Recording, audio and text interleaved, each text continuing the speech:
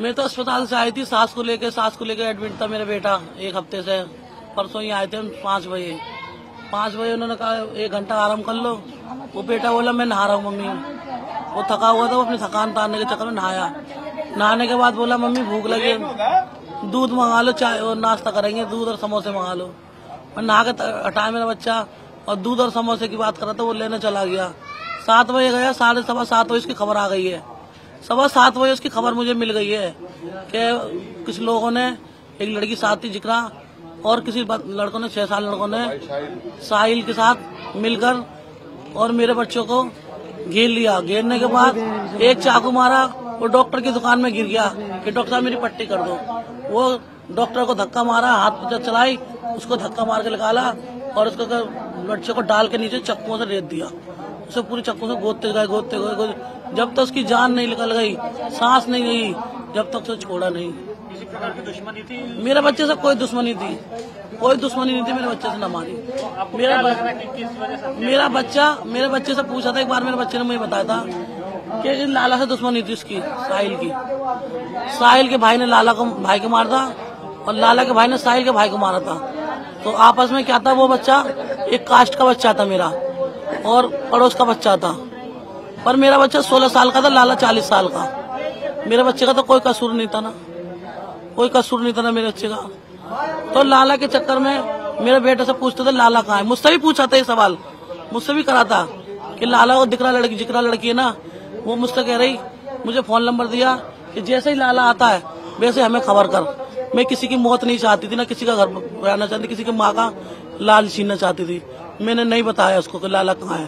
पता था मुझे, पर मैंने नहीं बताया कि लाला कहाँ है। तो वो मेरी बेटे से पूछने लगी एक दिन कि लाला, बेटी से पूछा, कुछ लोगों को गली मोहल्ले के बच्चों से पूछा, किसी बच्चे ने नहीं बताया कि अपने मोहल्ले का बच्चा है, किसी की हत्या कराना। क्योंकि वो तो बच चुका था साहिल। लाला ने जब चक्कू मारे थे तो उसने लाला ने छुआए थे, खाली जान नहीं ली थी। लाला ने जान नहीं ली थी, सिर्फ लाला ने चक्कू छुआए थे, तो साहिल बच गया था। साहिल ने कहा कि जैसे मुझे चक्कू लाला ने मारा है वैसे ही मैं लाला को मारना चाहता हूँ। लाला एक बार सीलमपुर के अंदर आया है, लाला को मैं जान से खत्म करना चाहता हूँ।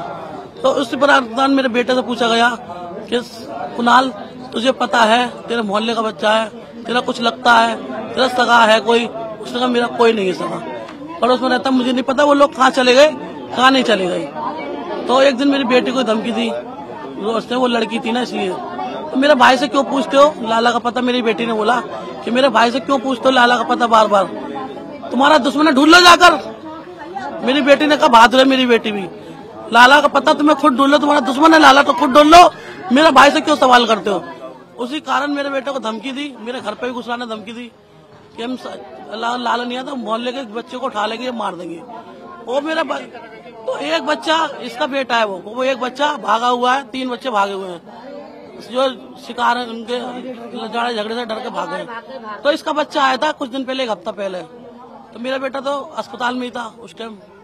तो इसके बच्चे की किसने खबर दे दी कि फलाना फलाना बच्चा आ गया है। तो उनका बस नहीं चला, उन्होंने मेरे बच्चे को लपेट लिया।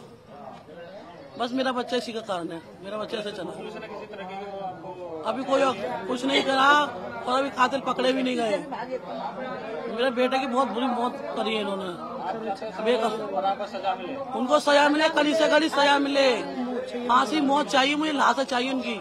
जैसे मैंने अपने बच्चे को नहीं देख पाया ना, उनकी माँ भी नहीं देख पाए। मेरा बच्चा एक दिन नहीं सो गया मेरे घर में, मेरा बच्चा जैसे निकला वैसे ही चला गया। मैं क्या